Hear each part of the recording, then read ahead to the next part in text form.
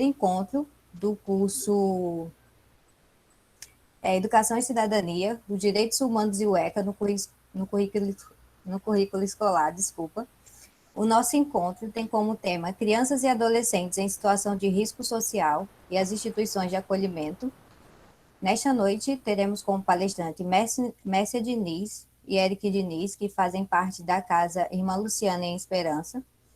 Antes de começarmos, peço a atenção de todos para que registrem a presença no chat, colocando o nome completo e a categoria que vocês escreveram, seja estudante ou professores, entre parênteses. E para quem ainda não enviou a segunda atividade, que ainda não conseguiu fazer, o prazo será prolongado até o domingo, dia 15 de agosto. Durante a palestra, as dúvidas que surgirem, as demais contribuições, vocês podem colocar no chat para o momento de debate, que será o final das discussões. Então, agora irei passar a fala para a palestrante Mércia Roseli Andrade Diniz, que é graduanda do 7º período de Pedagogia pela Universidade Estadual da Paraíba, UEPB. Ela participa como monitora do curso Educação e Cidadania, os Direitos Humanos e UECA, no currículo escolar. É bolsista do Programa de Iniciação Científica da Cota 2021-2022, que tem como tema a garantia do direito à educação de crianças e adolescentes em situação de acolhimento institucional no contexto da pandemia e atua há um ano no apoio pedagógico da Casa Irmã Luciana em Esperança. É um prazer, então, tê-la conosco e sinta-se à vontade para começar a discussão. Obrigada, Paloma. Boa noite a todos e a todas. Eu vou iniciar falando um pouquinho de como se deu esse apoio pedagógico durante esse período de pandemia lá na Casa Irmã Luciana e, posteriormente, falar um pouquinho sobre a estrutura, a equipe de profissionais que tem na casa.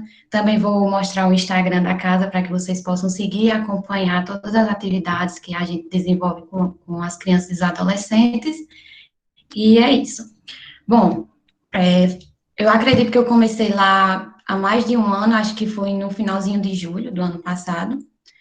Quando eu iniciei, a gente tinha uma demanda de atividades enorme, porque vocês imaginem, quem tem filho, né, você já sentiu aquela dificuldade, aquele impacto com essa educação remota.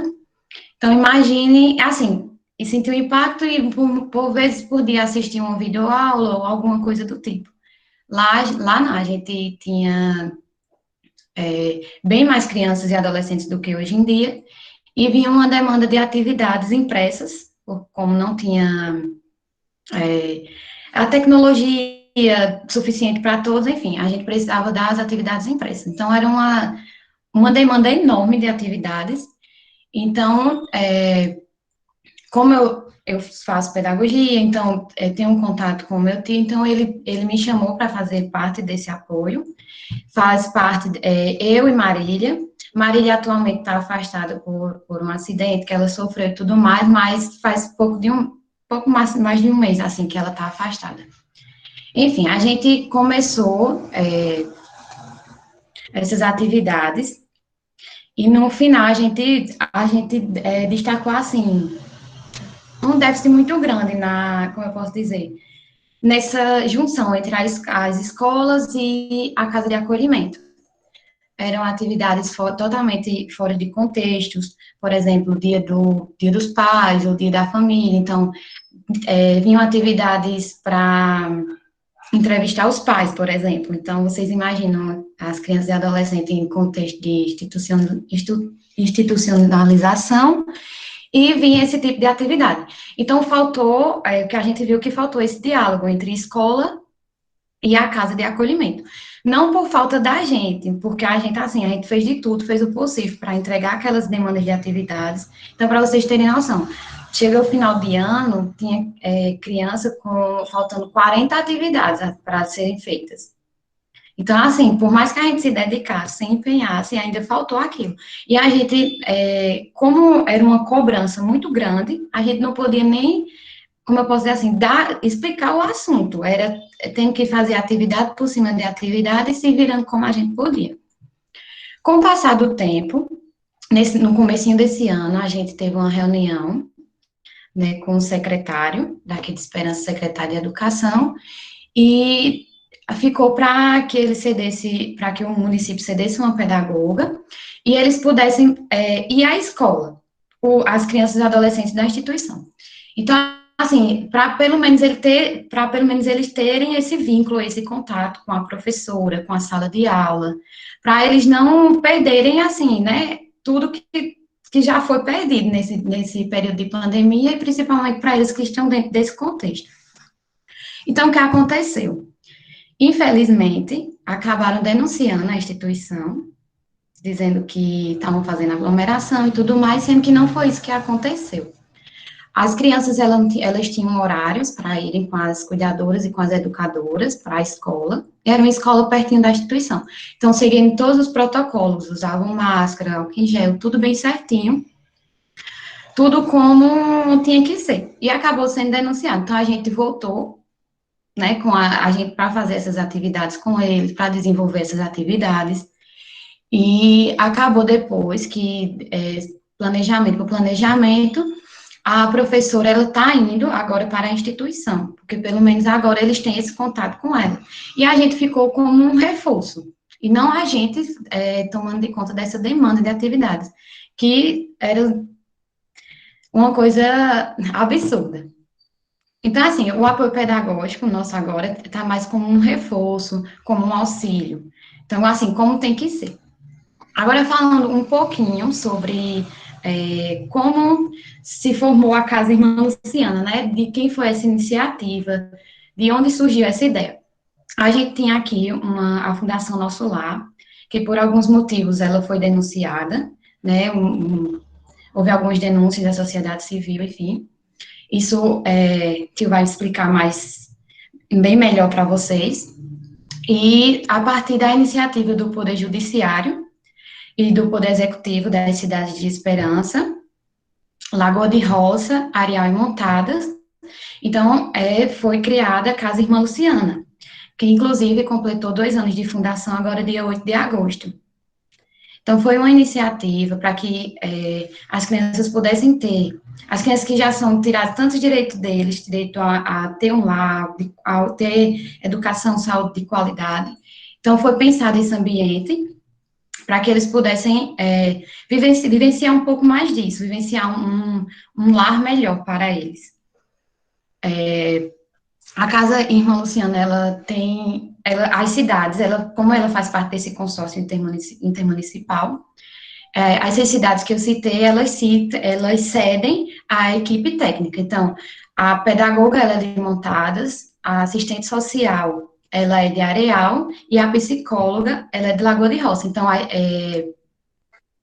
precisa ter essa equipe técnica, né, que elas que vão desenvolver os PIAs, elas que vão fazer parte da audiência concentrada, elas que vão guiar para o que vai acontecer com a criança, seja elas serem reinseridas na família de origem, ou para que elas possam ir para a adoção. Então, tudo vai girar em torno dessa equipe técnica, elas que vão fazer acontecer essas questões. A Casa Irmã Luciana, ela também conta com uma equipe de 12 cuidadoras educadoras. Então, o que fazem essas cuidadoras educadoras? Elas ficam responsáveis pelo berçário, tem a que fica responsável pela cozinha, pela alimentação, tudo mais, e pelos serviços em geral. Mas também ficam responsáveis, por exemplo, ir na escola, pegar uma atividade, e tudo mais, tudo que puder fazer. Se a gente tem um passeio para fazer com eles, elas estão junto, então elas estão ajudando, elas estão sempre fazendo de tudo possível para que a Casa Irmã Luciana ela possa andar e desenvolver e que as crianças elas tenham os seus direitos garantidos. Também agora a gente conta com 2 psicopedagogas, né? Deixa eu ver quem mais. Sim, tem Marília, que nós fazemos parte do apoio pedagógico. A instituição também está com um projeto da UEPB, fora o nosso, que a gente vai entrar agora, né? Ela está com um projeto onde alunos de psicologia estão indo lá desenvolver um trabalho. A casa agora, se eu não me engano, a gente tem Eu não sei se é 12 ou 11 crianças, porque uma foi reinserida na família semana passada. Eu não sei bem qual a quantidade agora. E essas crianças vão de 1 ano, tem uma bebezinha de 1 ano, a adolescente de 17. Tá? A gente desenvolve com eles esse trabalho. É, a gente também busca não só trancar eles ali dentro da instituição, não. Por mais que esteja nesse contexto de pandemia, a gente procurou o máximo, né, a equipe técnica procurou o máximo, levar eles para passeios, seguindo todos os protocolos de segurança. Então, acho que faz cerca de um pouco mais de 15 dias, a gente levou eles para Bananeiras. Então, eles conhecem os lugares, eles têm a liberdade de sair, eles têm a liberdade de brincar, eles frequentam academias. Então, assim, a gente faz de tudo, o possível e o impossível, para que possa garantir a efetivação dos direitos deles, que já foram tão violados. E em relação à educação deles, como aconteceu de adentrar nesse contexto de pandemia, de ter já muito déficit lá, né? E a gente tem que fazer o possível para que eles socializem, já que isso foi uma perda muito grande também, a questão da socialização, deles estarem em comunidade, de estarem desenvolvendo questões de socialização e tudo mais. Então, a gente tem que fornecer mecanismos para que esses direitos eles sejam de fato assim efetivados. É, deixa eu ver o que mais eu posso falar da Casa Irmã Luciana.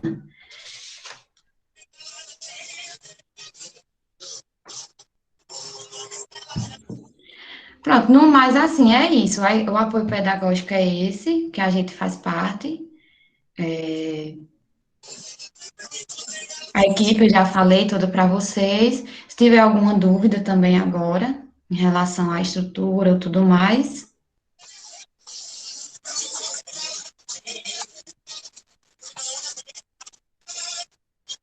Érica, seu microfone está ligado. Desculpa.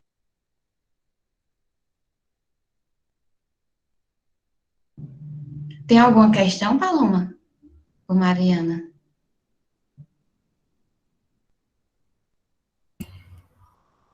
Messia, aí as crianças, assim, era importante você falar qual o motivo, qual é a função dessa instituição, né?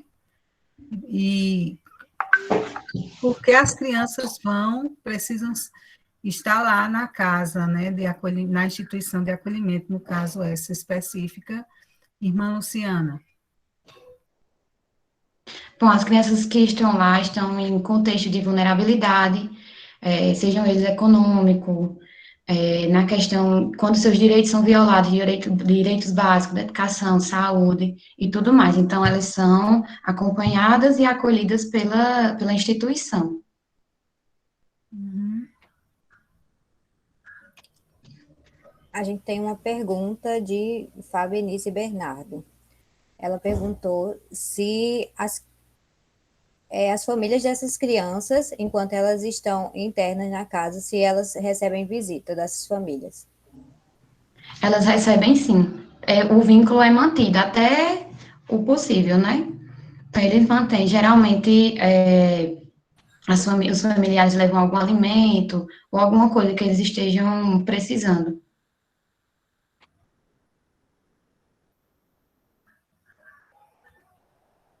Tem outra pergunta aí, Paloma. Ela pergunta também se há manutenção de vínculos afetivos com familiares. Nessa questão é quando ainda existe a possibilidade, né, da criança ser reinserida, então ela realmente precisa. Quando está nesse processo de reintegração familiar, eles têm um contato com a família, então eles, se eu não me engano, é quinzenalmente, eles vão para a casa, nos finais de semana, eles vão para a casa das famílias deles. Messia, Amanda Kelly, ela perguntou se há visitas voluntárias E também se há o recebimento de materiais voluntários da sociedade. Tem sim, tem. Eu não sei se agora, no momento, está recebendo. Nesse período que eu estou, a gente já teve muitos aumentos nos casos, aí ficou nessa, né, de receber e de não receber visitas. E na questão, assim, do apoio da comunidade, né, da comunidade em geral, em doação nessas questões, a gente tem o troco solidário, que tem uma rede do supermercado aqui em Esperança, que todo o troco que as pessoas dão, as pessoas têm a opção de dar esse troco, então ele vai para a Casa Irmã Luciana. Tem também o Armazém Paraíba, ele também tem esse troco solidário, ele também faz parte dessa rede de ajuda. Pronto, a questão da feira, né, dos produtos de limpeza, os alimentos, tudo mais, também é doado. Fora que eles recebem, né, por conta do consórcio que eles têm com as cidades. Como é o dia a dia, Mércia, das crianças? Porque a gente está aguardando, né, que o assistente social, que é o coordenador da Casa Irmã Luciana, que ele retorne, porque ele faz um programa de rádio, né, na Esperança, e ele termina exatamente agora. Então, a gente está aguardando ele entrar para fazer uma discussão mais ampla, né? Aí, por isso que Mércia, como já atua lá como apoio pedagógico, né? Mércia também vai desenvolver um projeto de PIBIC lá, a partir de agora.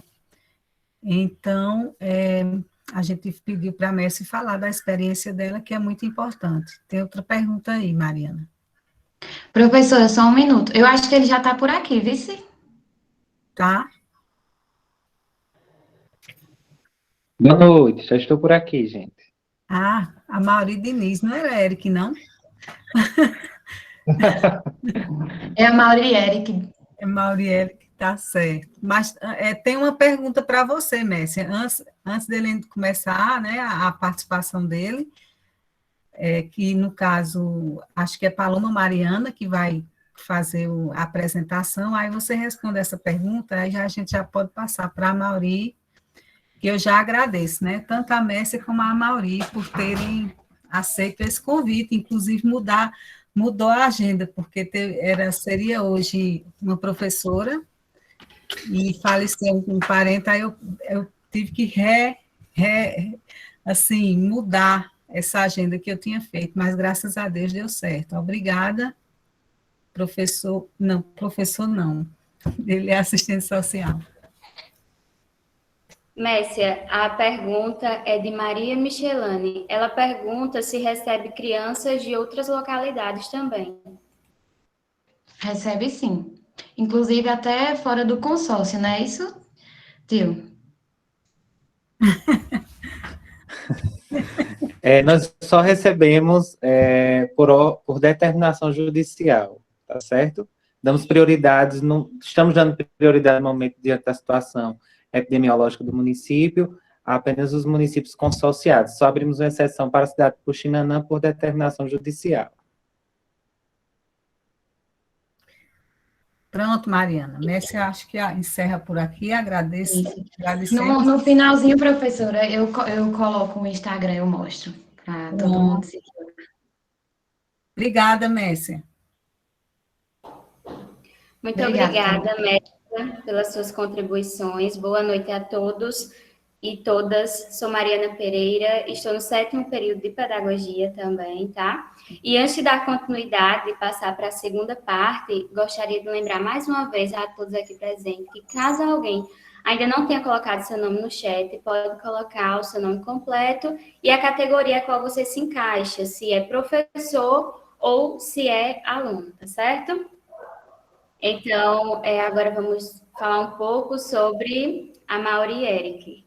A Mauri Eric Soares Diniz, ele é graduado em Serviço Social pela Universidade Paulista, Unip, campus de Campina Grande, como bolsista do Programa Universidade para Todos, ProUni. Possui especialização em saúde mental e terapias cognitivas. Tem curso de aprimoramento sobre organização, oferta e interface dos serviços de proteção social especial de média e alta complexidade, Libras, psicologia social, orçamento pessoal, planejamento financeiro, gestão de inovação e de seguridade social, análise das políticas de saúde, providência e assistência social no Brasil. Ele atualmente está atuando como repórter e apresentador do jornal A Cidade, programa que vai ao ar através da Rádio Ban FM 87.9 na cidade de Esperança, e ele vem atuando desde 2014. É facilitador de grupos de convivência, atuação em 2019 no Centro de Referência e Assistência Social, coordenador social da Casa de Acolhimento Institucional Irmã Luciana desde outubro de 2019, diretor financeiro da Casa de Acolhimento Institucional Irmã Luciana desde 2020 e presta assessoria na Secretaria de Comunicação e Eventos do Município de Esperança em 2021. Eric, é um prazer tê-lo aqui conosco, visto que sua experiência trará grandes contribuições nessa noite. Sinta-se à vontade para iniciar a conversa. Muito boa noite, Mariana, obrigado pela explanação.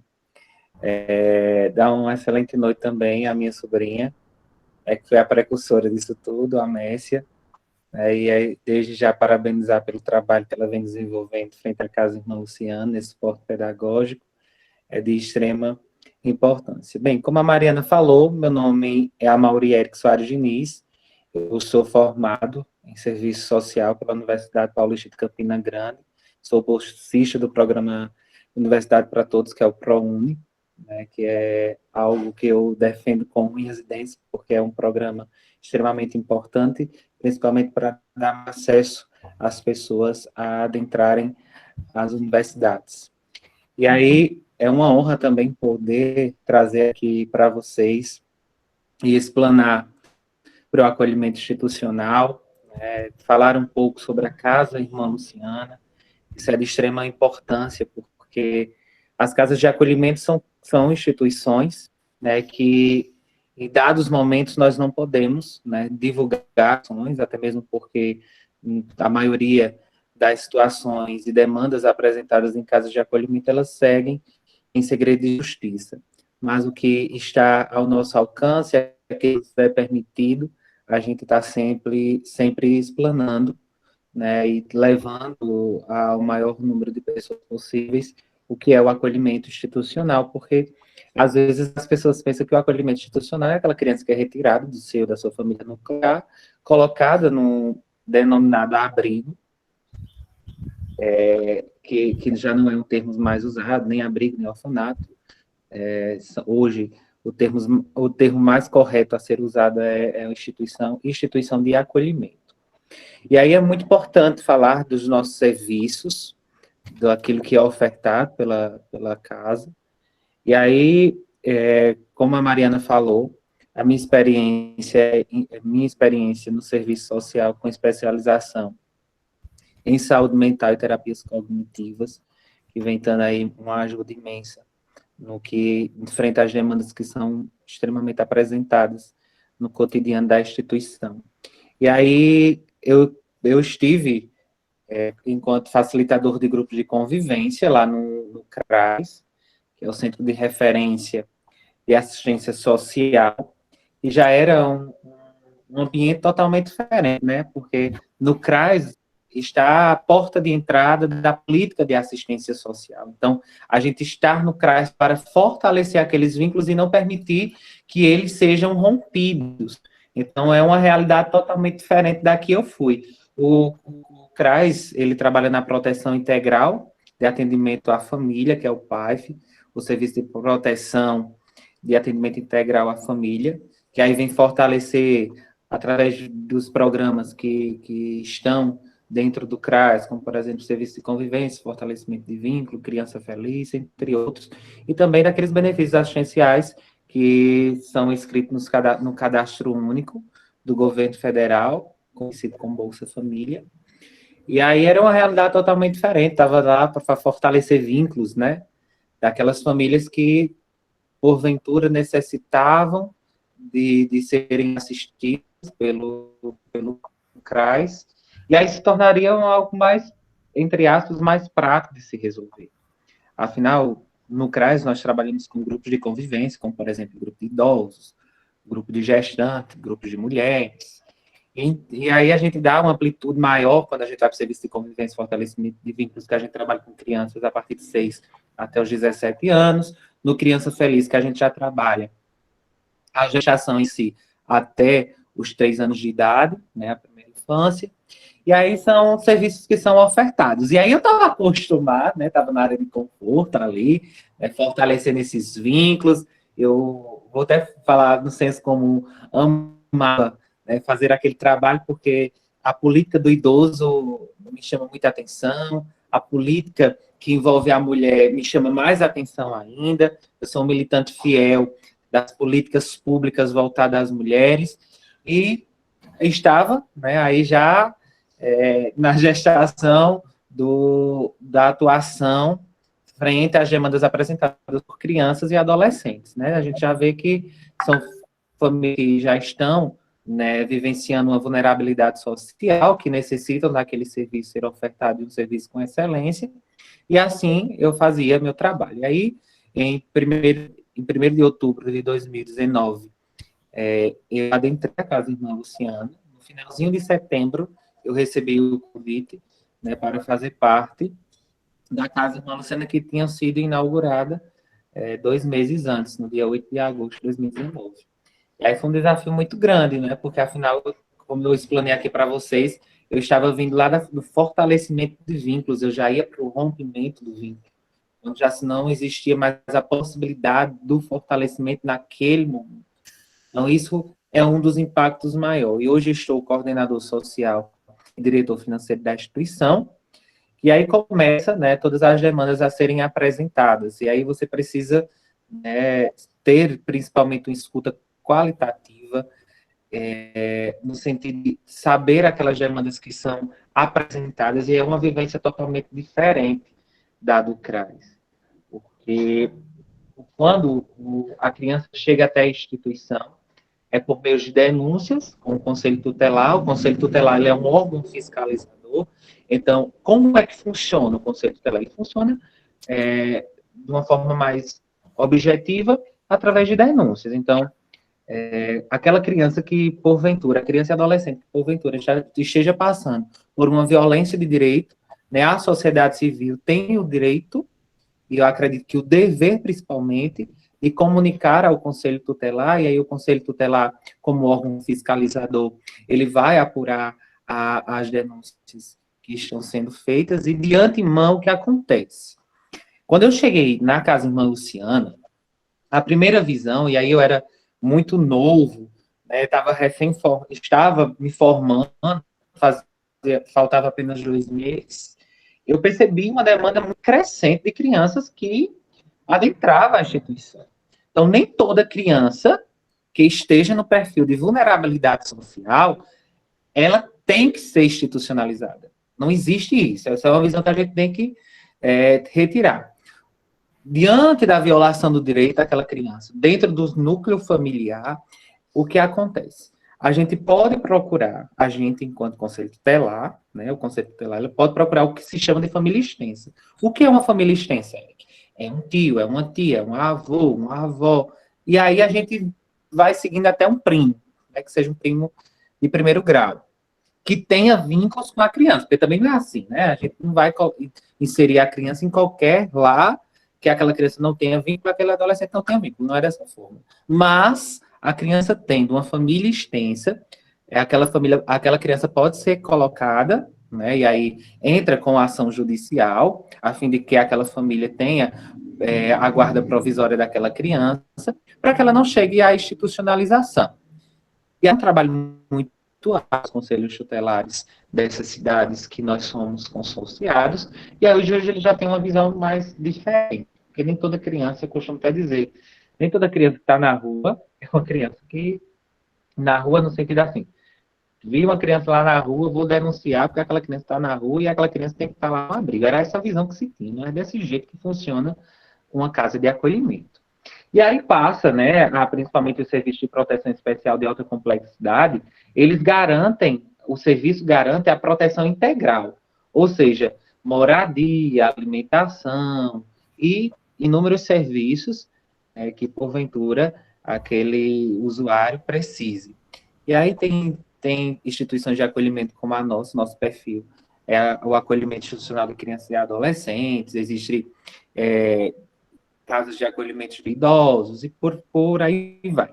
São atendimentos em regime integral, de 24 horas, as unidades de atendimento, né, como eu disse, de Campina Grande a gente tem, em Esperança nós não temos, mas em Campina Grande nós temos o Centro POPs, são aquelas pessoas que estão em situação de rua, ou estão moradores de rua.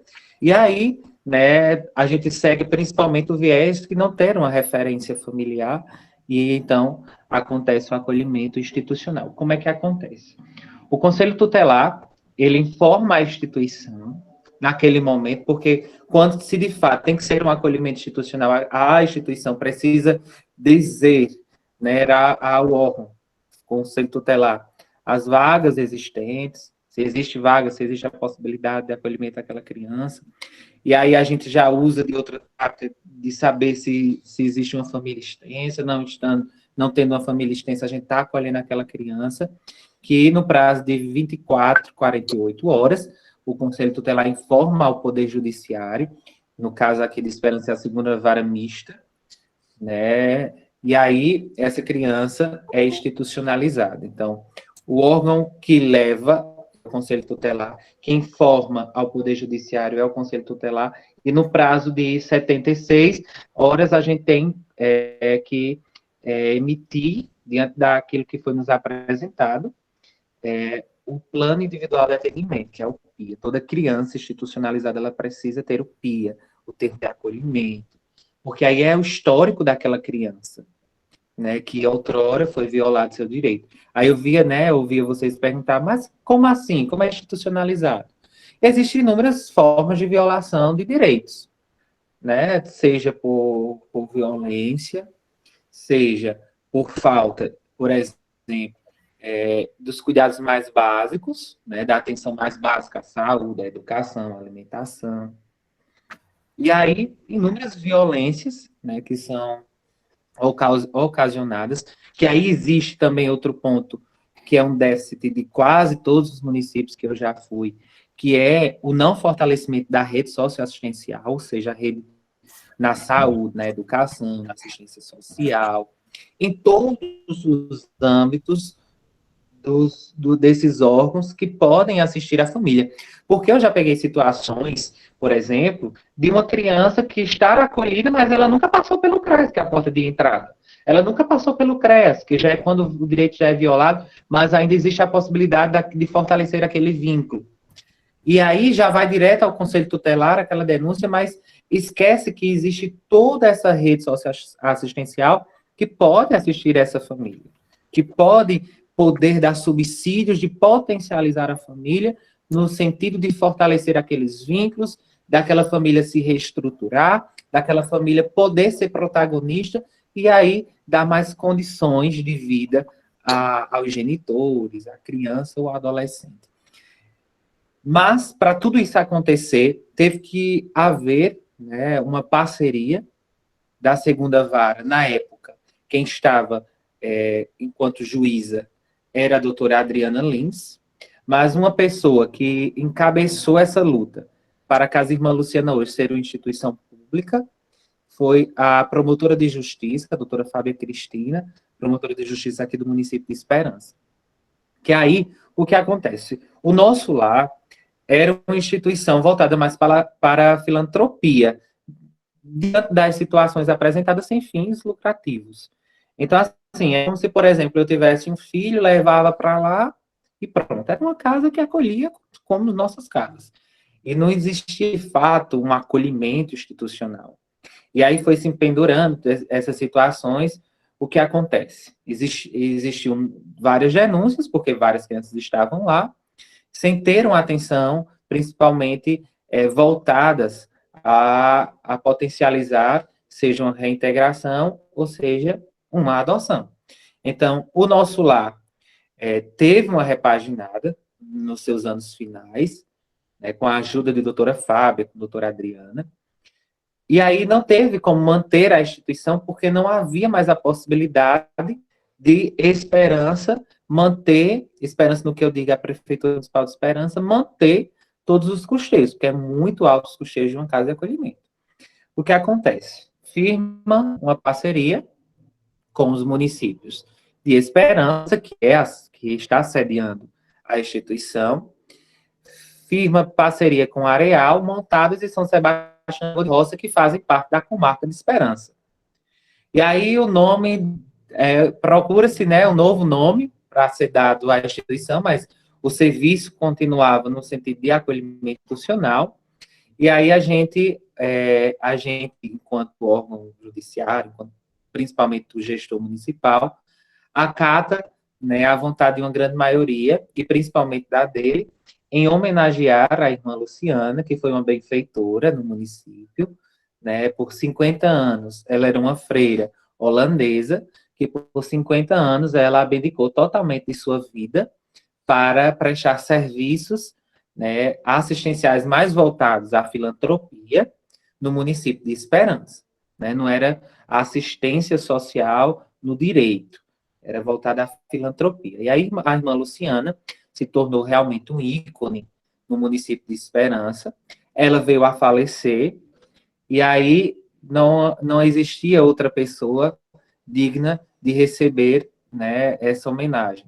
Então, o nome da Casa Irmã Luciana é em homenagem à irmã Luciana, que foi uma benfeitora que por mais de 50 anos dedicou sua vida em função dos esperancenses. A nossa casa foi fundada em 8 de agosto de 2019, através, como eu disse a vocês, de um consórcio intermunicipal, e aí eu vou ler uma parte, porque assistente social não é muito voltada, assim, no sentido de decorar leis, mas aí o consórcio tem a finalidade, isso está diante do nosso estatuto, né, do Serviço de Acolhimento Institucional de Crianças e Adolescentes, constituindo-se o atendimento exclusivo de crianças e adolescentes em situação de abandono, de negligência e também da destituição do poder familiar, ameaças e violação de seus direitos fundamentais, conforme estabelecidos aí nos artigos 90, 92, 93 e 101 da Lei Federal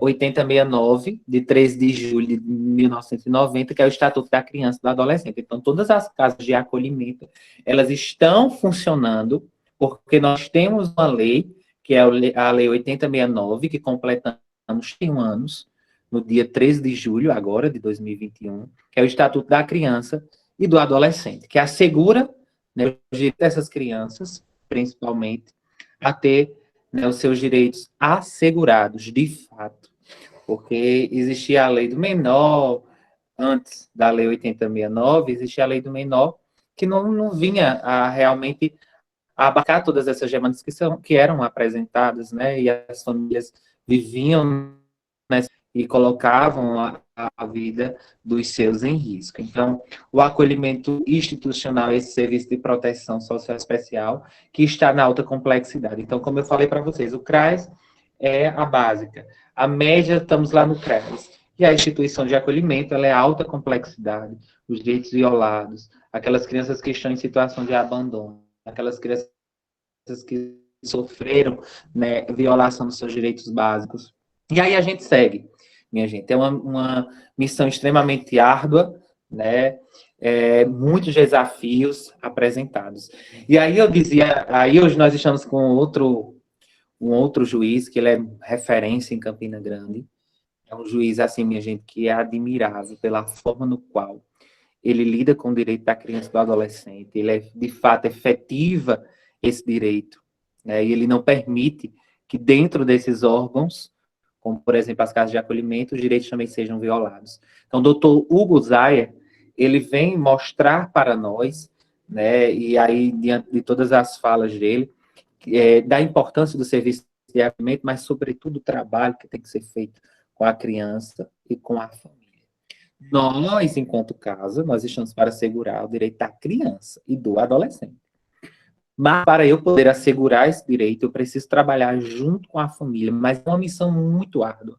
Eu comecei em 2019, em outubro, né, e eu cheguei lá, eu já me deparei na época, com 8 crianças destituídas do poder familiar. Ou seja, a família perdeu o poder, o pátrio poder daquela família foi perdido. A família não tem mais como recuperar a guarda daquelas crianças, elas vão para a adoção. E aí, por inúmeras tentativas, né, foram feitas inúmeras tentativas, e aí eu pego essa demanda logo no início. Aí eu estou com 3 adolescentes desse seio familiar. Eram 8 irmãos de uma família, então 2 já foram adotadas por conta da idade, que são mais novas, e aí é outro tabu que daqui a pouco eu falo para vocês. E aí a gente pega já essa demanda de destituição, poder trabalhar essa criança, né, levar essa criança principalmente para que ela possa entender o motivo da destituição familiar, que ela não vai retornar e que ela vai ser adotada. Porque, assim, diante de todas as situações que são apresentadas, eles mantêm um vínculo muito forte com os genitores. Os genitores puderam deixá-los sem alimentação, sem educação, de alguma forma, violaram seus direitos, mas eles ainda sentem um carinho especial e aí tem que ser respeitado, porque nós não podemos, né, interferir nessa situação, porque é o sentimento da criança, é o sentimento do adolescente, que é preciso ser principalmente. O pai e a mãe podem ter violado, né, aqueles direitos, mas ele quer manter aquele vínculo de afeto, e aí a gente precisa manter toda essa cautela de respeito. E aí a gente segue para outro ponto, que é uma escuta qualificada, que aí a gente precisa ouvir as demandas que são apresentadas. E aí, quando eu cheguei, nossas crianças elas não eram ouvidas. Ora, se a total importância estaria nesse núcleo de criança e de adolescente, por que não ouvir a criança? Então, a minha equipe foi montada nesse intuito, de ouvir as crianças, ouvirem as demandas, principalmente para a gente saber qual foi a vivência naquele núcleo familiar. E aí a gente escuta as demandas que são nos apresentadas, e aí, minha gente, surgem inúmeras coisas que a gente vai pegando uns ganchos aqui, e acaba que a gente consegue fazer um plano de ação voltado, na grande maioria, para uma possível reintegração familiar, que aí a gente começa o trabalho junto com o Poder Judiciário, com a rede socioassistencial, a família principalmente. Aí outro ponto, Eric, eu vou voltar à minha fala de quando o Conselho Tutelar tem que fiscalizar a família extensa. Eu encontrei uma madrinha que não pertencia, entre aspas, à família extensa daquela paciente, mas mantinha um vínculo. E para os nossos pais, nos dizem que os nossos padrinhos, eles são como segundos pais. Então, o que acontece? Eu disse, não, vamos ter um olhar especial. Vai ser uma demanda que eu vou abraçar. Então, fiz inúmeras visitas a essa madrinha. E o que acontece? Eu consegui reintegrar essa adolescente para o seio da sua madrinha, que mantinha um vínculo. O que acontece? A madrinha hoje está com a guarda provisória da criança. Aí a rede socioassistencial do município está lutando para que a genitora se potencialize e saia da situação de vulnerabilidade social para, no futuro, acolher aquela adolescente. Então, aquela adolescente ela já não vai sofrer mais os impactos de um acolhimento institucional. Por quê? Porque ela está no seio da sua família, ela está perto da sua família, ela está perto de uma pessoa que ela gosta, que no caso é a madrinha dela. Então, foi através de uma escuta qualificada, junto com a minha equipe técnica, que a gente conseguiu fazer essa reintegração. E aí a gente foi uma luta maior, porque a gente tinha que apresentar, principalmente, subsídios para que aquela madrinha pudesse ficar, e o que ela ia ofertar àquela criança. Então, em audiência concentrada, que é uma audiência que a gente reavalia toda a situação daquela criança ou adolescente, se há possibilidade de reintegração, se ela vai continuar na instituição ou ela vai ser destituída do poder familiar. E aí, o que acontece? Foi uma parceria que a gente firmou com a rede socioassistencial dos municípios, fortalecer essas redes, para que no futuro a gente possa, né, como no caso dessa adolescente, reintegrar. E aí o diálogo é fundamental. Eu costumo dizer à minha equipe que eu sou muito atrevido. Eu sou muito atrevido porque eu bato de frente mesmo. Então, assim, se eu ficar na minha, passa aí 3, 4 anos pela criança dentro de um acolhimento. Isso não pode acontecer. Eu estaria negligenciando um direito que já foi violado lá fora e eu vou negligenciar da minha instituição? Não pode ser dessa forma. Então, aí eu bato e frente mesmo com a segunda vara, o doutor Hugo diz assim, às vezes 9 horas da noite eu mando, doutor Hugo, o senhor conseguiu entrar, acessar, tal.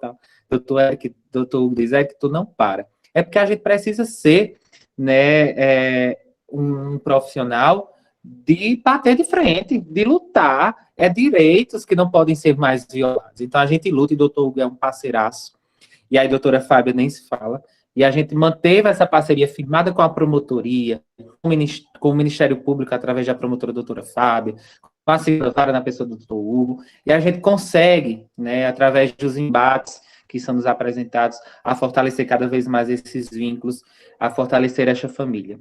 E aí eu consegui um marco, e eu costumo, né, até dizer à minha equipe, eu não estou me vangloriando, mas o nosso lar, quando era instituição filantrópica, ele foi fundado em 3 de maio de 2020.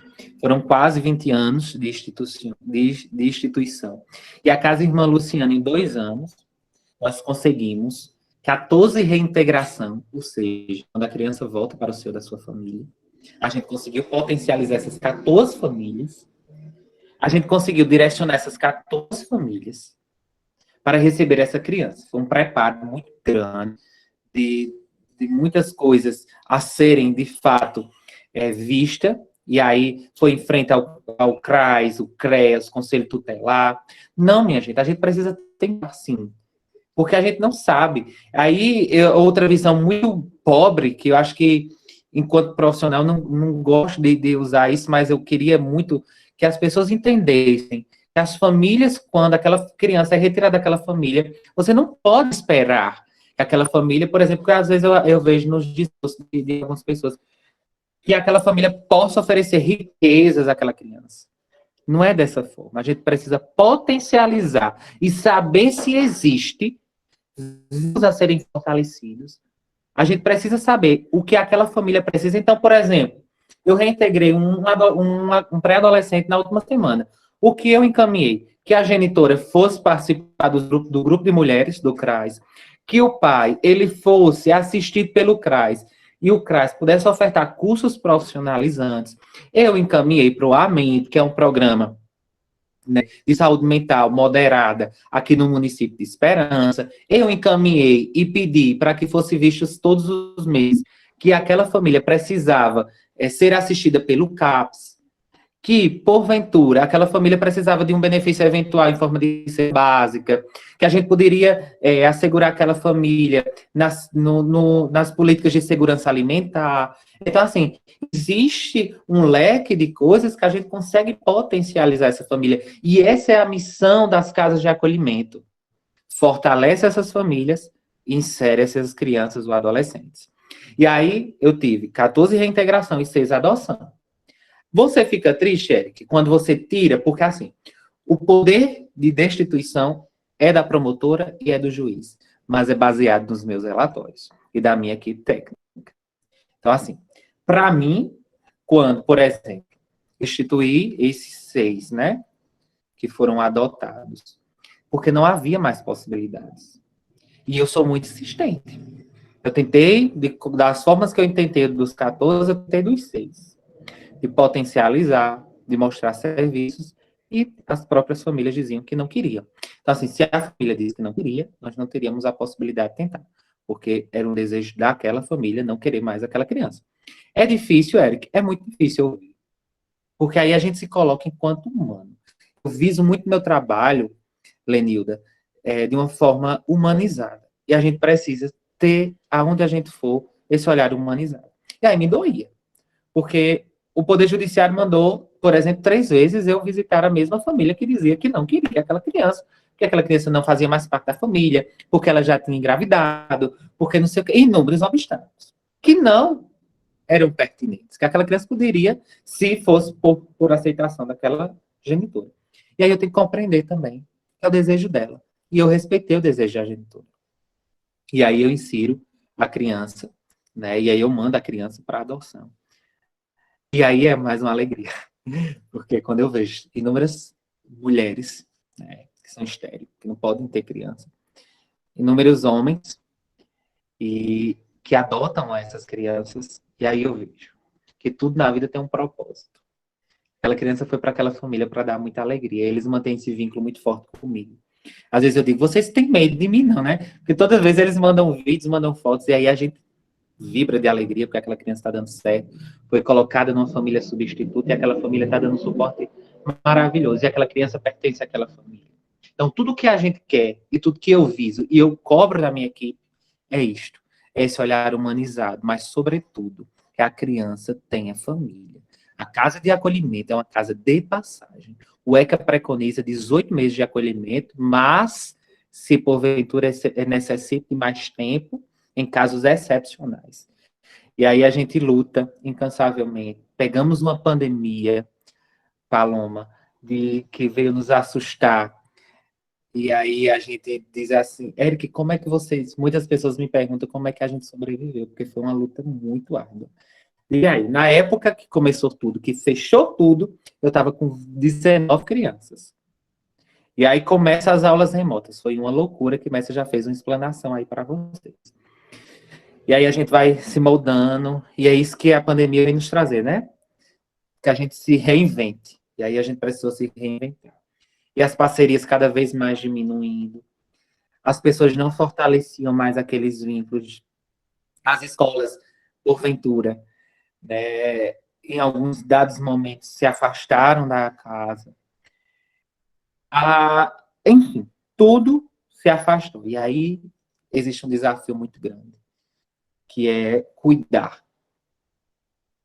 E eu não sou pai. Eu sempre digo, eu não sou pai. Mas eu estou para dar um suporte.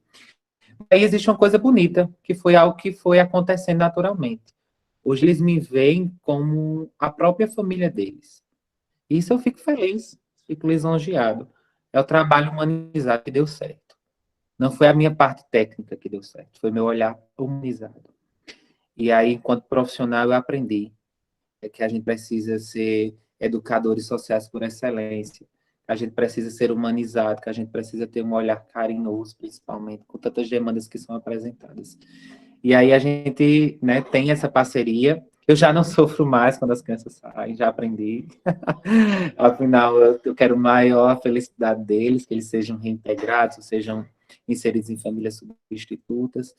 E aí tem uma frase que eu queria deixar para vocês, que é de uma escritora que eu admiro bastante, que é Yamamoto.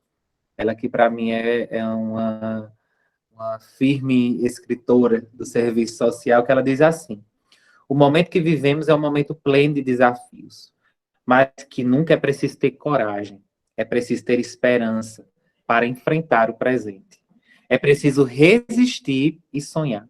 É necessário alimentar os sonhos e concretizá-los no dia a dia, nos horizontes de novos tempos mais humanos, mais justos e mais solidários. E é isso que é a Casa Irmã Luciana. É esse olhar mais humano, mais justo e mais solidário. Porque nós não estamos lidando com qualquer coisa, estamos lidando com vidas. E aí a gente precisa preparar principalmente essas vidas para que eles possam lá fora poder usufruir daquilo que é deles por direito. E lá dentro a gente assegurar aquilo que é deles por direito. É uma missão muito árdua. Eu costumo dizer que não é um trabalho, é uma missão muito árdua. Então, espero que tenham contribuído, certo, minha gente, com vocês. E aí eu sei que vai surgir dúvidas, né, e eu estou à disposição de vocês, mas, de antemão, quero agradecer por permitirem, né, que eu possa hoje, nesse dia, adentrar nas casas de vocês, poderem falar sobre o acolhimento institucional, dos nossos desafios, mas, sobretudo, dos nossos avanços, e que nós possamos estar juntos, né, em um só propósito, que é assegurar os direitos das nossas crianças e adolescentes. Então, gratidão, né, por todos vocês. Obrigado por me ouvir. Eu falo muito, né? Eu sei. Um bom jornalista fala muito, mas estou à disposição para qualquer dúvida. Muito obrigado, de fato. E saibam que eu e a Casa Irmã Luciana estamos de portas abertas para recebê-los, tirar dúvidas, vocês poderem, no futuro aí, né, diante das situações epidemiológicas, a gente poder ter essa parceria, vocês conhecerem logo a nossa instituição, é de suma importância também, porque além de falar, o bom é vocês verem na prática como é que funciona. Então, muito obrigado, de fato, fico muito lisonjeado com o convite, e estou aberto aí às dúvidas. Então, nós agradecemos, né, a sua contribuição, Érica. A gente acha que todo mundo conseguiu sentir daqui o seu lado humano, realmente, porque nós somos ou seremos profissionais, mas a gente vê como é importante esse lado humano, né? Então, agora a gente abre para o debate. Quem tiver alguma dúvida, alguma contribuição, pode colocar no chat. Eu vou ler um aqui, né, Pode usar o microfone também, né, Paloma? quem quiser pode também falar pelo microfone. Eu vou ler uma questão que já estava aqui, de Fabinice Bernardo. Como as crianças se comportam a regressar das casas das suas famílias? Há uma resistência para não ficar na casa? Paloma, por parte das crianças ou dos genitores? Eu acredito que é por parte das crianças, mas se Fabinice quiser explicar melhor. Olha, por parte das crianças, elas, na sua grande maioria, elas sonham em retornar à sua família de origem. Na maioria das vezes, a gente precisa tirar essa visão de que, como eu disse anteriormente, toda criança que está no abrigo, ela vai para adoção, não é isso. E aí, existe a resistência, na maioria das vezes, dos genitores. Das crianças, não. É como eu disse, né? Eles mantêm esse vínculo muito forte, eles gostam, e eles querem alimentar essa esperança desse retorno.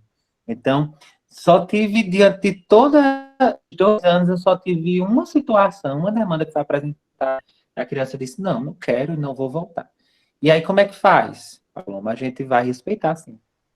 E aí a gente vai ver, aí a gente vai ter que traçar novas metas, para a gente ver o que aconteceu, né, com aquela criança que não quer retornar. E aí, diante das 14 reintegrações, as 14 reintegrações por parte das crianças e por parte dos genitores foi de uma forma muito acessível deles a acolherem a esse retorno, retornarem e dar certo.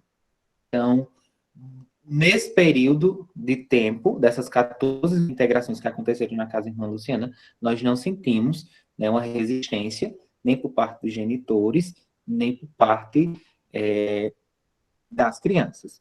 Diferente das 6 adoções. Aí a gente já percebeu essa resistência. Por esses e inúmeros outros motivos, eles foram destituídos do poder familiar. Espero que tenha dado para vocês entenderem.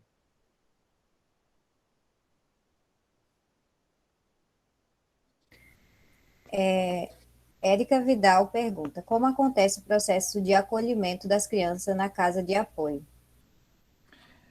Como eu havia dito, né, o Conselho Tutelar recebe essa denúncia, checa a denúncia, e aí ele vai procurar, né, diante daquela situação, qual foi a violação do direito. E aí existe também, né, situações de denúncias que não havia, poderia ser uma conversação entre o órgão judicial, a família, o adolescente ou a criança. Em situações mais graves, né, aquela criança é retirada do seio da sua família, se procura uma família extensa, encontrando aquela família extensa, aquela criança é colocada. Caso não há possibilidade da família extensa, né, o Conselho Tutelar comunica a casa de acolhimento, que é a necessidade do acolhimento institucional. No prazo de 24, 48, o Conselho Tutelar ele deve informar o Poder Judiciário, primeiro a Promotoria de Justiça, né? Que é o órgão fiscalizador.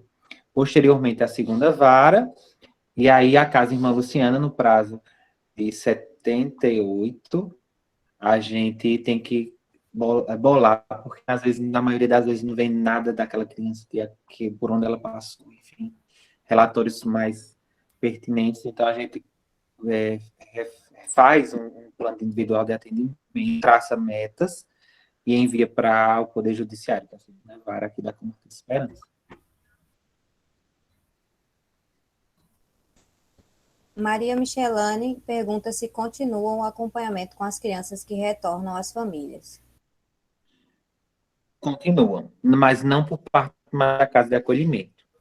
A casa de acolhimento, naquela audiência concentrada, ela passa as demandas que são vistas como prioridades, e aí cabe à rede socioassistencial, ou seja, a assistência social, a saúde e a educação, a gente vai usar esse tripé, eles precisam estar, e o Conselho Tutelar, como órgãos fiscalizadores, se existiu alguma outra demanda apresentada, e aí esses órgãos ficam responsáveis por esta fiscalização e de dar um retorno, pode ser trimestral, semestral, enfim, como é ordenado nas audiências concentradas, darem esse retorno ao Poder Judiciário. Aí a Casa Irmã Luciana já não faz mais parte, porque aquela criança já foi colocada no núcleo familiar dela. E aí fica por competência do Conselho Tutelar, como órgão fiscalizador. E aí, por exemplo, tem crianças que necessitou de atendimentos no CAPS, no AMENT, e a família foi direcionada para o CRAS, para o CREAS. Aí esses órgãos, eles precisam ficarem como órgãos fiscalizadores, se aquela família conseguiu realmente se potencializar e está dando tudo certo. Aí é por meio de relatórios, por meio de visitas domiciliares, e também por escuta qualificada, e por aí vai inúmeras demandas. Mas enquanto Casa Irmã Luciana, no momento que aquela criança tem sua guarda provisória destinada, por exemplo, eu tive 5 crianças que as guardas foram destinadas aos avós, então os avós é de competência daquela criança. Porque toda criança que entra na casa de acolhimento, eu tenho a guarda dela. Eu sou o guardião oficial delas. Então eu repasso minha guarda para aquela família e eu já não tenho mais nenhuma competência nem atribuição. Mas aí é incrível, porque as famílias, elas fazem questão de conversar, né? De mandar mensagem, de ligar, tá dando certo, não sei o quê. E aí a gente faz esse trabalho mais humanizado, mas enquanto fiscalização é por parte desses órgãos que foram feitos os devidos encaminhamentos.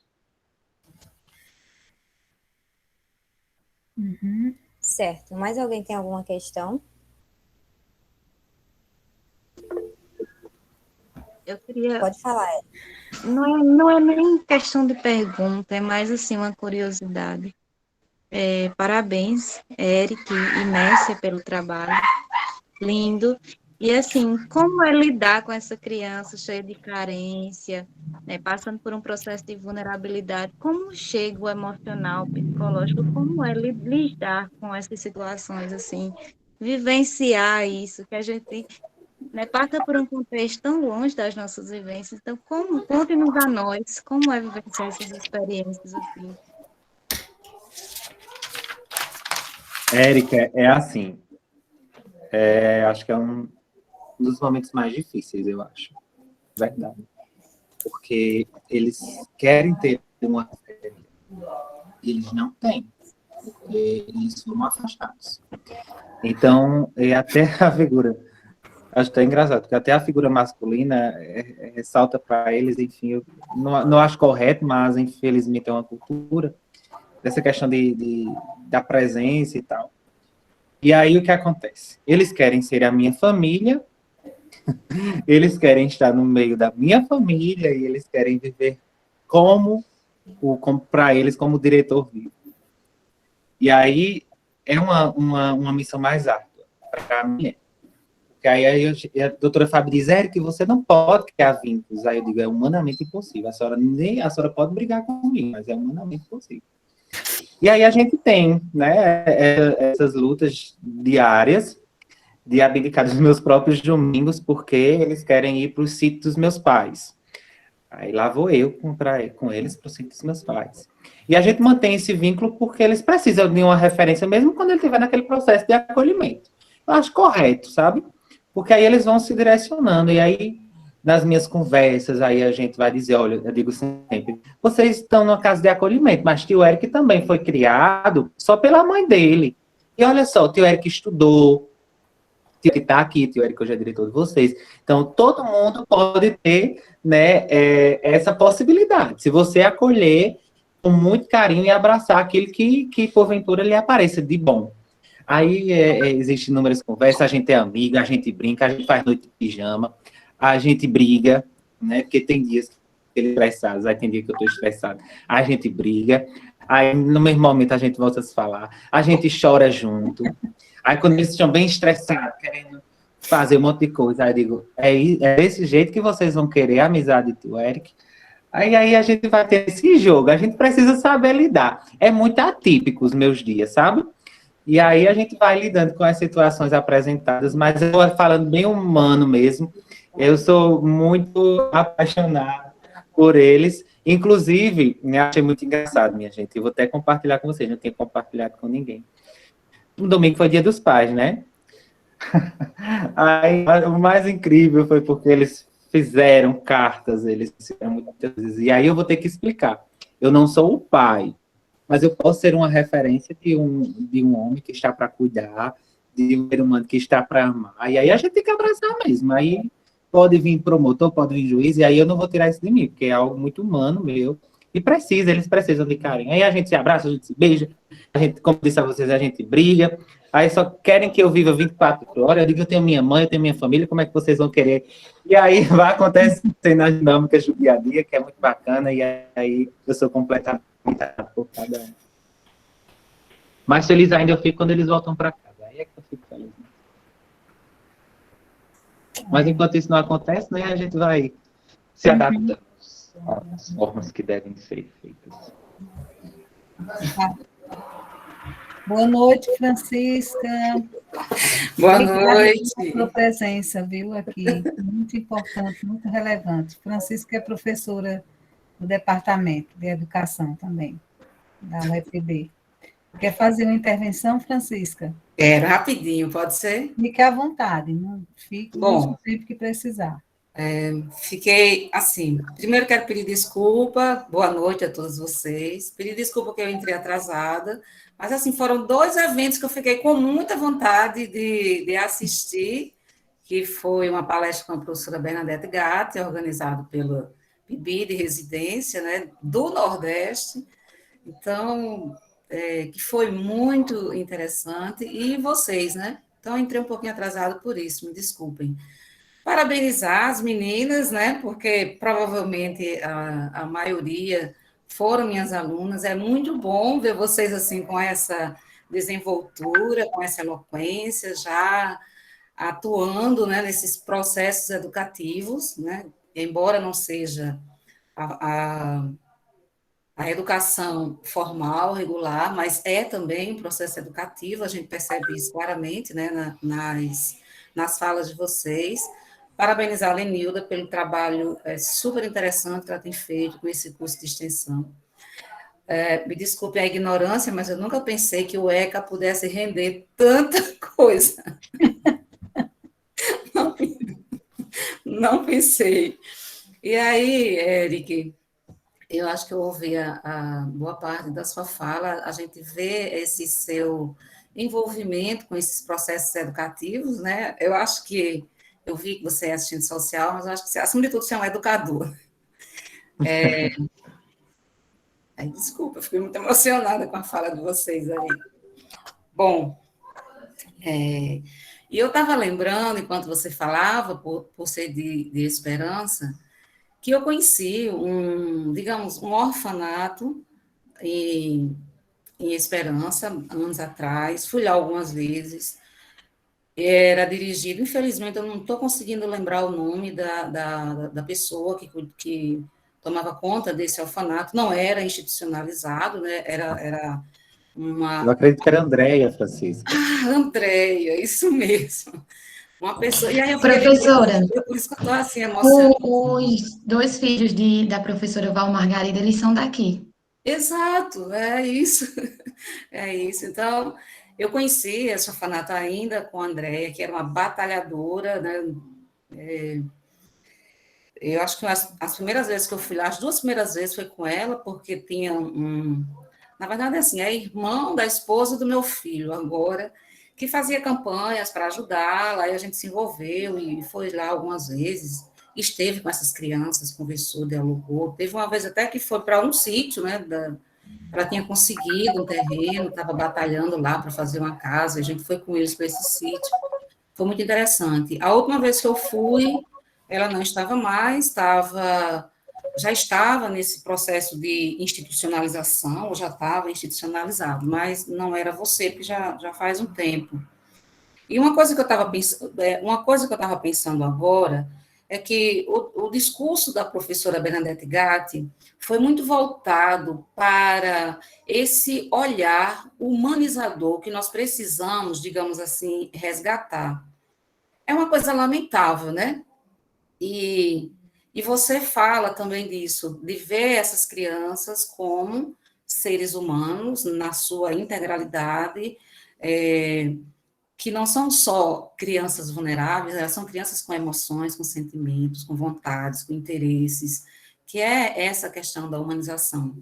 E eu estava pensando de como as críticas que nós fizemos nas últimas décadas, né, da redemocratização para cá, de uma crítica muito contundente ao pensamento moderno e a determinadas linhas de pesquisa como teóricas, né, linhas teóricas, como o humanismo, o iluminismo, como foi feita uma crítica sem fazer determinados esclarecimentos.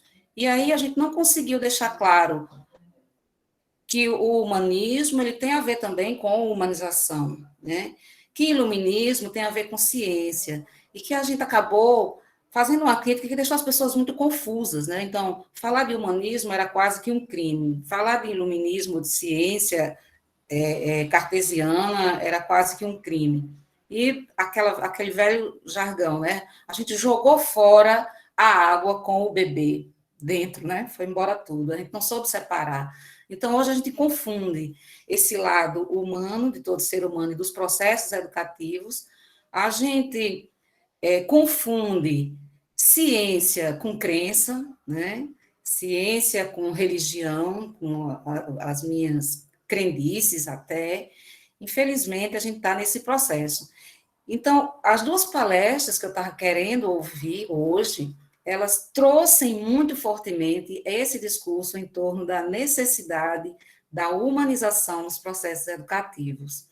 E aí, um pouco lembrando de Andréa, eu acho que você até já respondeu um pouco, porque é um trabalho muito difícil de fazer, né? Se o trabalho no sistema regular é complexo, é difícil, as escolas públicas principalmente, numa situação dessa, de crianças com uma maior vulnerabilidade, isso é muito mais difícil. E é sobre esse envolvimento que você estava acabando de falar que eu queria fazer a pergunta. Talvez você nem precise mais falar. Mas, assim, nós estamos numa fase de muito adoecimento físico e mental, né? Muitos adoecimentos psíquicos, né? Muitas vezes que a gente nem se dá conta, nós próprios.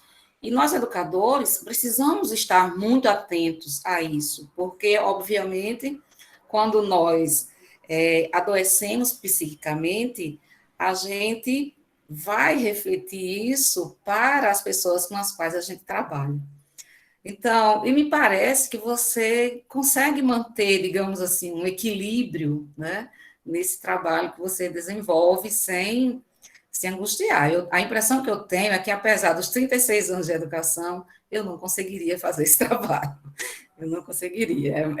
Eu não consigo ter esse equilíbrio. Eu digo assim, eu tenho muita vontade de fazer trabalho voluntário, mas eu acho que eu não tenho esse preparo. Então, eu queria que você falasse um pouco de como vocês lidam com a própria saúde mental de vocês. Que é um pouco o que você estava falando, né? Professora, é um desafio extremamente árduo, sabe? E aí, eu sempre, quando eu cheguei lá, hoje os meus funcionários, naquela época, eles não tinham nenhuma capacitação, eram donos de casa que eram colocados lá. Eu me preocupei muito com essa situação, porque eram muitas demandas apresentadas e elas não sabiam lidar. E aí o que acontece? A gente precisou, né, ter um aparato de uma equipe técnica voltada à saúde mental dos nossos funcionários, porque era preciso. Eram crianças que chegavam extremamente agressivas, de querer bater nas funcionárias. Eram crianças que já viviam há muito tempo, então tinha esse lado que era fortemente afetado, porque, por exemplo, meus pais estão lá fora para eles, né? Meus pais estão lá fora e eu estou aqui, entre aspas, preso. Então, meus pais violaram meus direitos, eu estou preso. Então, eles se revoltavam contra eles. Então, primeiramente, a gente precisou fazer uma reciclagem desses funcionários, ofertar a eles esse apoio psicológico. E aí a gente tem hoje um projeto da UEPB que está fazendo um trabalho belíssimo lá na casa de atendimento com os nossos funcionários, que foi aí onde as coisas foram fluindo mais, eles foram podendo, com a psicologia, e aí eles foram fluindo mais, foram vendo as demandas que eram apresentadas, porque eles ficavam muito angustiados. Então, é normal um adolescente que vive institucionalizado, vez ou outras, eles quererem, por exemplo, quebrar uma porta, eles quererem bater. E aí, por conta da revolta e da rebeldia diante da situação que é posta. E aí, lidar com essa situação para pessoas que não tinham, né, um total preparo era difícil. Então, a gente foi trabalhando desta forma. Hoje, elas conseguem lidar com as demandas. Então, o que acontece? O que eu trouxe?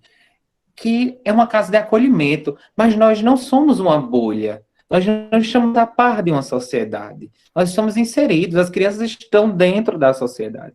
Porque o medo delas, por exemplo, professora Francisca, era as crianças ficarem doentes. Aí eu cheguei lá e disse, e criança não fica doente, não? Era a criança, por exemplo, brincar na terra. Eu disse, e como essas criaturas vão criar anticorpos? Eram coisas muito básicas, mas que pela pressão de ser um acolhimento institucional, deixavam elas mais aflitas. Então, a gente foi tentar ver diante disso, dessas demandas apresentadas pelas cuidadoras, que a gente pudesse ter um olhar mais leve. A gente poderia, mas aí teve que ter todo um trabalho, um aparato psicológico, principalmente, para que elas entendessem, né, o que realmente essa linha de acolhimento institucional ela quer trazer para nós. Ela quer trazer para as cuidadoras, ela quer trazer para as crianças. Então, assim, é muito difícil, mas, sobretudo, se você tiver, né, uma total... e aí precisa muito de uma... Como é que eu posso lhe dizer? A psicologia precisa estar dentro, né, inserida, para que elas possam lidar com essas situações que são apresentadas. E, principalmente, o diálogo. E aí, porque aí eu via muito relatos dela quando eu cheguei, de pessoas que estavam à frente da própria instituição, que não tinha essa humanização de conversar, de sentar para conversar, de saber as demandas. E aí, por rodas de conversas, aí eu tentei suavizar, né? Deixar as coisas mais suaves, que devem ser, que eles são crianças que podem, sim, comer terra, entre aspas, mas eles podem estar mexendo na terra, eles podem brincar. Às vezes.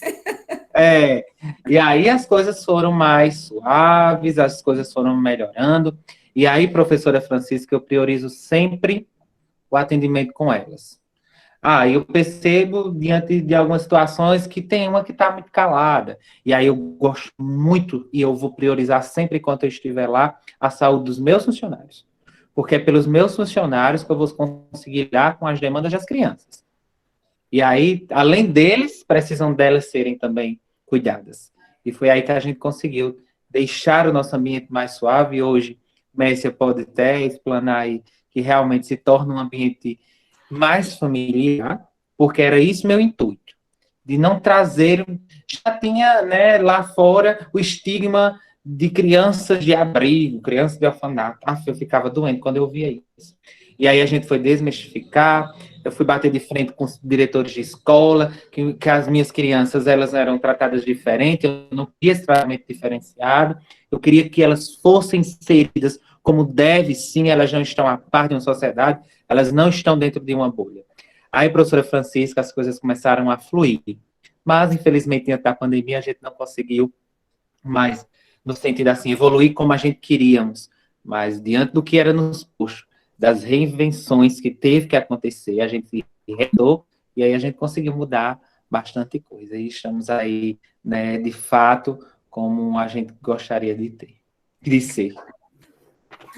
Muito bem. E que bom, né? Que é essa semente plantada por ela, lá, muita dificuldade, que conseguiu, né, dar início a esse trabalho. Você tem contato com ela, assim? Tem, com a Andréia, pouco contato com ela, mas eu sempre digo que a Andréia, sim, deve ser muito valorizada. E eu tenho muito orgulho, porque ela foi uma mulher muito guerreira, porque era uma instituição filantrópica, né? Era a sociedade civil que geria, entre aspas, aquela instituição. E aí ela lutando como deveria ser, morava, eu estava conversando com a Mércia, e elas perguntando como era o André. A Andréia morava, era a casa de Andréia. A Andréia doou 17 anos da vida dela em prol do nosso lar. E aí, hoje, eu digo assim, eu bato no peito e digo sem nenhum problema, porque acho que existia muito depois, eu até estava falando para você hoje, professora Francisca, existia muito ciúme, eu acredito, por conta da potencialidade de Andréia.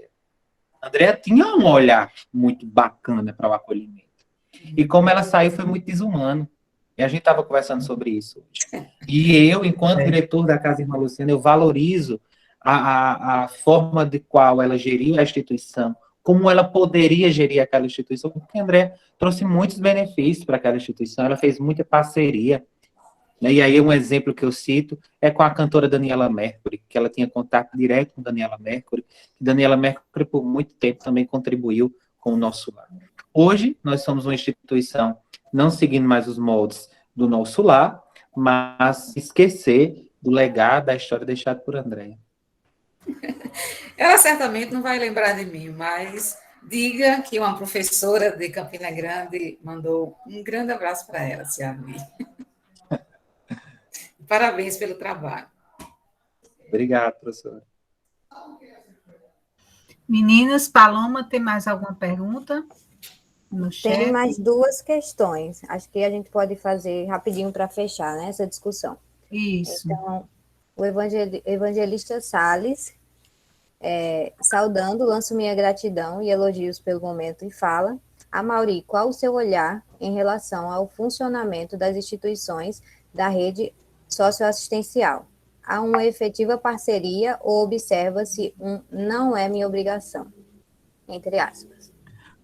Observa-se não é minha obrigação, entre aspas.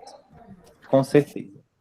Porque o fortalecimento da rede socioassistencial ela é extremamente importante no momento de reintegração de uma criança. É o fortalecimento de vínculos. O fortalecimento desses vínculos só vai acontecer se a rede socioassistencial funcionar. Precisa ser parceria, precisa ser uma parceria direta quando a criança está na instituição, quando ela sai da instituição, mas, sobretudo, a potencialização dos genitores ou daquelas pessoas que ficarão responsáveis quando aquela criança sair da instituição. Então, assim, eu fortaleço muito, e aí eu estou com um diálogo muito forte, que aí a gente conseguiu, em parceria com a rede socioassistencial desses municípios, esse fortalecimento. Por isso que esse número grande de reintegração aconteceu, porque foi fortalecido, o vínculo foi fortalecido, e aí a gente tem nessa luta diária de manter funcionando todas as vezes esses municípios, porque eu tenho que ter parceria com Esperança, Areal, Montados, Lagoa de Roça e agora com Puxinanã. São 5 cidades que eu preciso tentar fortalecer a rede desses municípios para que a gente possa ou reintegrar ou destituir aquela criança. E eu só vou fazer isso com a parceria deles. Marisete Araújo pergunta como se dá o processo para quem tem interesse em adotar. A pessoa escolhe a criança ou escolhe a faixa etária e eles escolhem qual a criança que vai se encaixar no perfil de quem quer adotar. Certo. A questão da adoção ela é muito complexa. E aí a gente precisa entrar pelo viés. Principalmente de que quando uma mãe gera uma criança, ela não gera aquela criança dizendo que ela quer a criança de olhos azuis e branca. Não existe isso. Então, desmistificando essa situação. Primeiro ponto, procurar a comarca, procurar a equipe interdisciplinar de cada comarca. Você vai fazer aí um questionário. Você vai colocar o que nesse questionário, Eric? a idade, a faixa etária que você quer acolher aquela criança, a cor, né, que eu acho isso, enfim. A cor, idade, sexo, se você quer uma criança que apresente alguma comorbidade ou não, e aí segue todo esse cadastro, né? E esse cadastro você leva para sua casa, faz manualmente. Em São Paulo e em algumas outras cidades, ele já está fazendo esse cadastro online, é muito bacana. E aí, diante desse perfil que foi colocado dentro desse cadastro, vai ser o perfil que vai ser jogado no Sistema Nacional de Adoção. Por exemplo, a professora Francisca optou por uma criança de 0 a 3 anos, na cor branca, que não apresente nenhuma doença. Aí lá está o perfil dela. Aí pode aparecer um perfil, Sistema Nacional, em São Paulo, que vai ser direto ligado, aí faz uma ligação com a criança e a professora Francisca. Funciona dessa forma. Não é que a professora Francisca vai lá em São Paulo e diz, gostei dessa criança, eu quero essa criança. Vem na casa da irmã Luciana, gostei dessa criança, vou adotar essa criança. Não. E aí, outro ponto que é difícil, que acontecia muito aqui, sabia? Quando não era uma instituição pública. Eu ia lá, levava minha adoção e dizia, mas que menina bonitinha, eu queria adotar. Não é dessa forma. A adoção à moda brasileira, ela é crime hoje. Então, nós seguimos todo esse cadastro, e aí segue toda a faixa etária, cor, e por aí vai. Mas eu sempre digo, vamos desmistificar isso. A adoção é um ato de amor. E aí você não escolhe quando você é uma criança. E a adoção é uma gestação demorada. Ela tem prazo para começar, mas ela não tem prazo para terminar. Ela é dolorida para aquelas pessoas que estão ansiosos para receber aquela criança. Então, não escolha. E também não pode escolher, né? Diante do seu cadastro vai estar lá. Mas que você possa ter tudo maior, né? Com esse olhar de adoção, né? Infelizmente, todos os meus perfis aqui da Casa Irmã Luciana, eles são para adoção tardia. Aí, eu junto com o Dr. Hugo, né, nós estamos inserindo algumas crianças no aplicativo Adote. Ele é um aplicativo internacional, que só quem poderá ter acesso são pessoas habilitadas. Depois de passar todo o processo de adoção, é habilitado, saiu a sentença, é habilitado, ele pode entrar naquele aplicativo que se chama Adote. Lá vai ter crianças. Esse aplicativo ele é voltado mais para a questão de adoção tardia. E aí é onde está mais demorado, sabe? São crianças que estão há 4 anos na instituição e, infelizmente, o perfil do brasileiro são crianças brancas, são crianças de 0 a 3 anos, e não tem. E aí está mudando um pouco também, não vou generalizar. Está tendo essa mudança para adoção tardia. Aí eu peço a vocês que abracem isso e levem para um maior número de pessoas que a adoção tardia é um ato mais lindo ainda de amor. Aproveitando essa discussão, vou ler a última questão que teve agora, de Laura Vasconcelos, se a adoção de uma criança com alguma deficiência é diferente.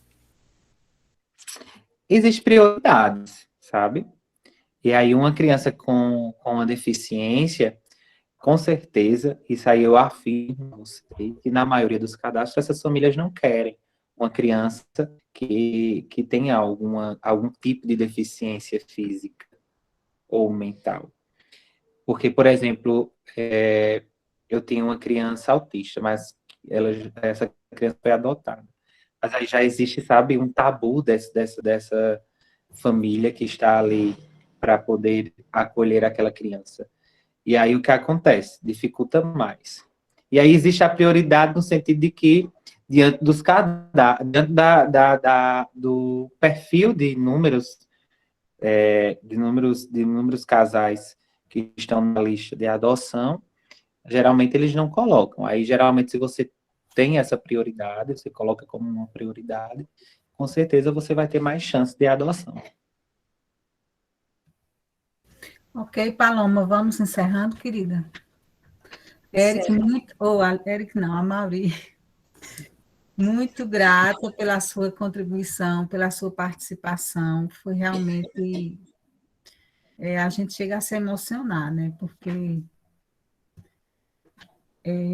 algo assim, né, que a gente que não vivencia, né, vê que tem crianças com seus direitos, né, violados, né, de diversas formas que a gente sabe que existe, mas quando a gente vê alguém assim que está em uma instituição, né, de acolhimento, e lidando com isso e falando dessa experiência, aí é mais, né, a gente começa a compreender o quanto, né, a gente precisa, enquanto sociedade, assumir nosso papel, que é também de proteger, né, essas crianças. Não é só tripartite, né, a responsabilidade. E aí, o quanto é importante o papel da escola, né, para que essas crianças, de repente, essa família, da educação em geral, né, e da escola, especificamente, para que essas famílias não cheguem a essas situações de violação, ou de violar, ou de sofrer as violações, as crianças e os adolescentes, né. A escola, ela faz parte, né, desse sistema de garantia de direitos, né? Porque um dos direitos mais fundamentais, né, para um ser humano exercer sua cidadania é a educação, né? Tá? A escola tem um papel, assim, extremamente importante, e a gente que é professor, que atua nas escolas, precisa ter essa consciência, né, tem o papel de promover os direitos, no sentido, no caso específico, da educação, da cultura, né, e também proteger, né, essas crianças de determinadas violações de direitos. Muito grata pela sua participação, e a Messia também, né, agradecer a participação dela, que também foi muito importante, e a de todos aqui que estão presentes, a professora Francisca, que nos deu a honra, né, de comparecer aqui, e também fez uma intervenção muito importante. E agradeço também a Paloma, a Mariana e as demais monitoras. E eu vou me despedindo, que eu vou dar aula agora. Mas, infelizmente, como eu sou a pessoa que abre a sala, aí termina eu tendo que aguardar todo mundo sair para poder fechar. E se eu for para outra sala, vocês vão ficar ouvindo o que eu estou dizendo na outra sala. Enfim, a terça-feira é um pouquinho agoniado só nesse sentido, porque senão a gente até poderia conversar mais, só que como eu tenho aula agora, aí a gente não pode mais fazer isso. Meninas, se despeçam, quem quiser falar alguma coisa. Eric também, se quiser falar fazer suas considerações finais. Obrigado, professora Lenilda.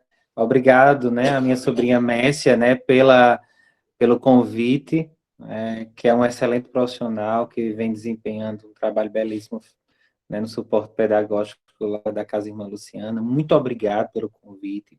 Estou à disposição. Eu espero, de coração, que tenha deixado muito claro sobre o acolhimento institucional. E aí eu vim trazer de uma forma mais dinâmica, né? Porque é tão difícil, às vezes, a gente entender de lei do sistema judiciário. Então, disse, não, mas eu vou mais voltado para um entendimento maior de todos. Então, muito obrigado, né? Espero ter contribuído com esse momento e estou, novamente, como disse anteriormente, à disposição de todos vocês. Muito obrigado. Eu agradeço pela disponibilidade de mostrar esse trabalho incrível, né? Eu já tinha falado à professora em outro encontro que a gente fez semana passada, sobre essa questão do diálogo que ele tem com as crianças e adolescentes e como isso funciona lá na Casa Irmã Luciana, né? Então, assim, é um trabalho que, de fato, efetiva os direitos que já foram tão violados.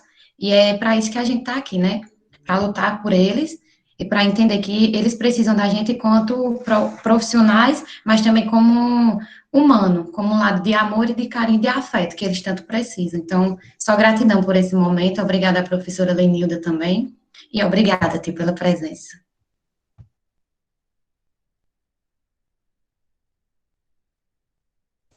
Então, a gente agradece mais uma vez a Eric e Mércia pelas suas contribuições. Tivemos muitas saudações também e agradecimentos no chat.